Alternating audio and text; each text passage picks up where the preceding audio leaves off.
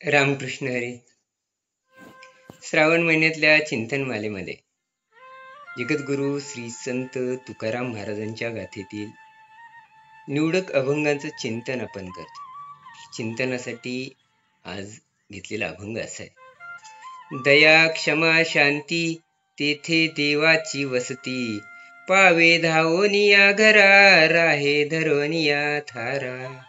कीर्तनाचे वाटे बराडिया ऐसा लोटे, तुका मने घडे पूजा नामे देव जोडे. महाराजांचा खूप सुंदर आणि सद्गुणांचं वर्णन करणारा, सद्गुणाचं कौतुक करणारा असा हा अभंग आहे. महाराज या अभंगाच्या पहिल्या चरणामध्ये म्हणतात, दया क्षमा शांती तेथे देवाची वस्ती. ज्या घरामध्ये सर्व भूतांप्रती दया दाखवली जाते, ज्या घरामध्ये चुकीच्या माणसाला सुद्धा क्षमा केली जाते, ज्या घरामध्ये सदैव शांती असते, अशा घरामध्ये परमेश्वर परमात्मा देवाची वस्ती असते असं महाराज सांगतात. एवढंच नव्हे तर पुढे म्हणतायत, पावे धावोनिया घरा, राहे धरोनिया धर. महाराज म्हणतायत की ज्या माणसाच्या अंगामध्ये अशा पद्धतीचे सद्गुण आहेत, कोणते? दया क्षमा आणि शांती, त्या माणसाच्या घराकडं देव धावत येतो म्हणून सांगतात. घराकडं देव स्वतः धावत येतो. एवढंच नव्हे तर तो तिथंच येऊन आपली वस्ती करतो, नव्हे तर तो तिथंच निरंतर वास करतो असं महाराज सांगतात. आणि पुढे म्हणतायत, कीर्तनाचे वाटे बराडिया ऐसा लोटे. जिथं कुठं कीर्तन सुरू असतं किंवा त्या कीर्तनकाराकडं देव धावत येतो. कसा धावत येतो हे सांगताना महाराज म्हणतात, बराडिया ऐसा लोटे. म्हणजे ज्या पद्धतीनं दुष्काळामध्ये अन्नधान्यासाठी लोक धावतात इकडं तिकडं, त्या पद्धतीनं देव स्वतः कीर्तनाच्या ठिकाणी धावत येतो म्हणून सांगतात. आणि शेवटच्या चरणामध्ये म्हणतायत, तुका मने घडे पूजा नामे देव जोडे. महाराज म्हणतायत, केवळ त्या परमेश्वराचं पांडुरंगाचं नामस्मरण केल्यानं त्याची पूजा घडते, नव्हे तर परमेश्वराची भेट सुद्धा होते असं मला सांगतात. काय चिंतन करतायत?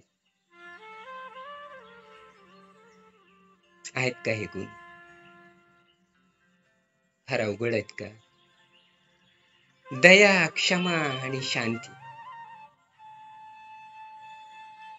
वाटायला फार सोपे आहेत, पण हे सर्व गुण जे आहेत, हे गुण येण्यासाठी विशेष प्रयत्न करावा लागतो. सर्व भूतांप्रती दया, कोण कसा का असेना, तो त्याच्या पद्धतीने, तो त्याच चुकत नसेल तर मी माझं का चुकावं? म्हणजे एखादा वाईट माणूस त्याचं वाईट वागणं सोडत नसेल तर मी माझं चांगलं वागणं का सोडावं? या पद्धतीनं सर्वांप्रती दया ठेव. पुढे सांगतायत की क्षमा करून टाक. माफ केल्यानं कुणी एखाद्याला क्षमा केली म्हणून तो माणूस कमी होत नाही किंवा तो माणूस लहान होत. क्षमा तोच करू शकतो जो मनानं मोठा असतो. त्यामुळं क्षमा ज्याच्या जवळ असते, दयेच्या बरोबरीला क्षमा सुद्धा त्या माणसाच्या मनामध्ये असली पाहिजे किंवा त्या माणसाच्या अंगी असली पाहिजे. आणि शेवटचा गुण सांगितलेला आहे शांती. सदैव चिडचिड, सदैव वसवस, त्या ठिकाणी परमेश्वराला सुद्धा राहायला आवडत नाही म्हणतात. महाराज म्हणतात की दया क्षमा शांती ते देवाची. हे तीन गुण ज्याच्या अंगी आहेत ना, तो माणूस, त्या माणसाच्या अंगामध्ये देव वास करतो म्हणतात महाराज म्हणतात. म्हणजे काय, तो माणूसच देव होऊन जातो. त्याचं घर जे आहे त्या घरामध्ये सदैव निरंतर परमेश्वर वास करतो, कायम. तो बोलायला लागला तर परमेश्वर स्वतः जोर जोरात धावून त्या ठिकाणी येऊन बसतो म्हणतात.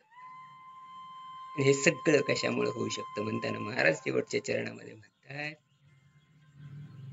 तुका म्हणे घडे पूजा नामे देव जोडे. फक्त नामस्मरणामुळे हे सगळं घडू शकतं असं महाराज किती सोपं सांगितलं. बाकी काही नको, कुठलंच कर्मकांड महाराजांनी कधी सांगितलं. महाराज म्हणतायत परमेश्वराचं नामस्मरण एवढं श्रेष्ठ आहे की तुम्ही डायरेक्ट परमेश्वराबरोबर लिंक होऊन तुम्हाला देवच भेटतो असं काय हरकत आहे. बाकी सगळे इतके कोटाने करत असतो, एक परमेश्वराचं नाम घ्यायला काय हरकत आहे. हे फार थोर आहे. हे एक केलं बाकी सगळं सुटून जातं आणि थेट देवच तुमच्यामध्ये वास करतो असं महाराज सांगतात. चला प्रयत्न करूया, परमेश्वराचं सदैव चिंतन करूया, नामस्मरण करूया, परमेश्वराला साक्षीभूत राहून आपलं कर्म करूया, परमेश्वराला आपल्या शरीरामध्ये पाहण्यासाठीचे प्रयत्न करूया आणि आज इथंच थांबूया. रामकृष्ण.